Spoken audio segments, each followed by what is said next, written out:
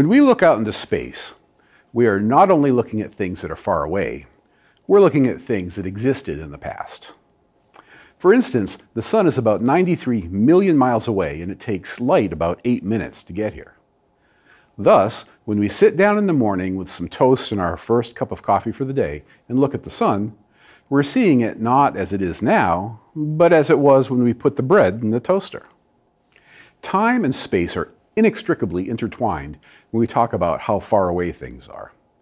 This is especially true when we talk about large-scale structures of the universe. We even have a distance scale called a light year, which is the distance that light travels in a year. In more familiar terms, a light year is 9.5 trillion kilometers, or just shy of 6 trillion miles. We use the unit light year because nothing travels faster than light. It's very convenient. But it is most convenient when we talk about the size of the universe.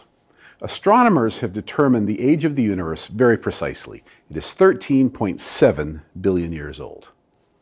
Exactly how we know this is perhaps the subject of another video, but for the moment, let's take that number as a given. If we do, we can ask a very simple question. How big is the visible universe? There are lots of tricky ways to think about that, but let's start with perhaps the most obvious. We can't see the universe before it began because, well, that's what beginning means. When the universe began, it was filled with light, which then traveled through the cosmos. And if the universe began 13.7 billion years ago, and we're just now seeing it arrive, it had to have traveled 13.7 billion light years before it hit Earth.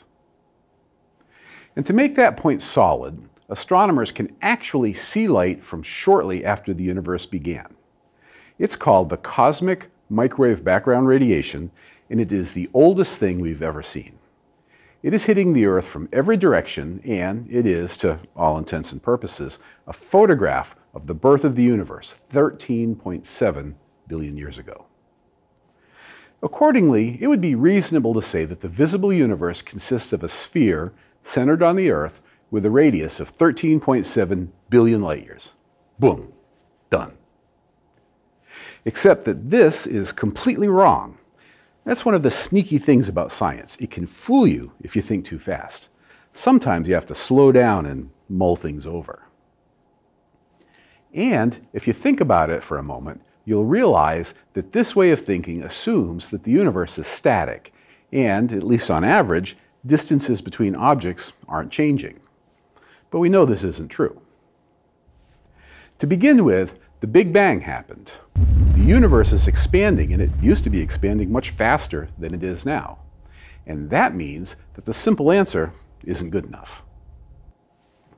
I don't want to get too deeply into the details of the Big Bang, but it boils down to the idea that the universe was once smaller and hotter and has been expanding since the beginning. I made a video about it if you want more. And that expansion is key to understanding what is going on here. We start by imagining what the universe looked like when this microwave background radiation was emitted. It was hot everywhere. No place was special. Well, I guess one was, kind of. And that place is the current location of Earth. But at that moment, it looked like everywhere else.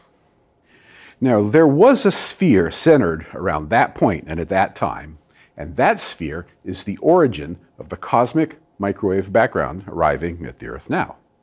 That radiation moved toward the Earth at the speed of light, and it took 13.7 billion years to get here. If we look at a sphere smaller than that special sphere, that light has already passed the Earth, and we can't see it. Light from a bigger sphere isn't here yet, so we don't see it either. When this light was emitted shortly after the Big Bang, this sphere's radius was about 42 million, that's with an M, light years away. Naively, you'd expect that this light would have taken 42 million years to get here, but it took 13.7 billion, and that's with a B, years to travel to Earth. And the reason that it took so long is that space was and is expanding. Now, if you think about that, it means that space between that sphere and the location of the Earth had to be expanding pretty fast. Otherwise, the light would have passed by the Earth long ago. I mean, it was only 42 million light years, and it's been nearly 14 billion years. So that sphere from which the microwaves were originally emitted also grew in size. And in the simplest calculation, that sphere would now be 41 billion, that's with a B, light years away. However, it turns out that the simplest calculation isn't quite right.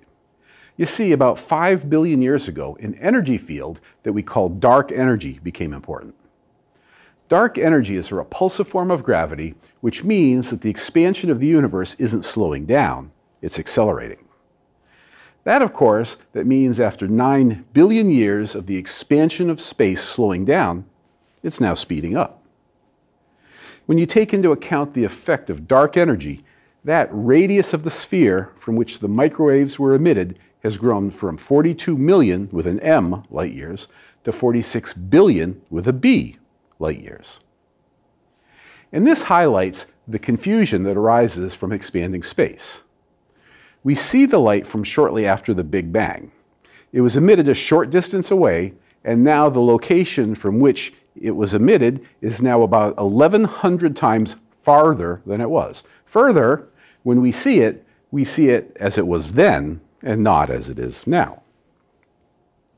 Indeed, remember that when the light was emitted, the conditions at the location of the sphere were the same as here on Earth. But the conditions here have changed. Instead of a bath of energy, we now have stars and galaxies. That's also true on that sphere. So if we could somehow see 46 billion light years away, presumably there are also stars and galaxies. But we don't see them there because light from objects that are currently that far away hasn't had time to reach us yet. In fact, and this is a mind blower, we'll never see those stars and galaxies. After all, they are moving away from us very fast and space is still expanding. We saw that the location when the universe was young, but we can't see them now. It gets weirder. Currently, there is a sphere around the Earth with a radius of about 15 billion light years. Objects that are now outside that sphere at this moment will never see as they look now, no matter how long we wait. I'll repeat that so it can sink in. We can currently see objects 46 billion light years away, but we see them as they were in the distant past. And any objects that are currently within 15 billion light years, we will be able to see as they are now, although we'll have to wait a long, long time for that light to get to us. And because of the expansion, it gets worse. It means that we constantly lose stars that we can see. Indeed, we lose about 20,000 stars per second. So there are stars that emitted photons at this moment that we will eventually see, but the photons that they emitted at this slightly later moment that we'll never see. One day, the expansion of the universe will make it so that almost all of the galaxies we see in our telescopes today, which I remind you now we're seeing as they were in the distant past, will slip from our view. We will one day only be able to see galaxies from our local group, meaning the Milky Way, Andromeda, and a few dozen minor galaxies in the vicinity. So that's the answer to the question. Our visible universe has a radius of about 46 billion light years, even though it's only 13.7 billion years old. But we're not seeing that distant point as it is now, but as it was shortly after the universe began. And the ongoing expansion makes things even worse. The bottom line is that if we're ever going to try and explore other galaxies, we better get cracking. Okay, so that one was something of a mind blower, but that's cosmology for you. If you like what you heard, please like, subscribe, and share. And be sure to click on the little bell icon to make sure that you get notified of every new video we post. Otherwise, you only get notified about a few. And I'm sure you wouldn't want to miss some new tidbit about physics, because of course, physics is everything.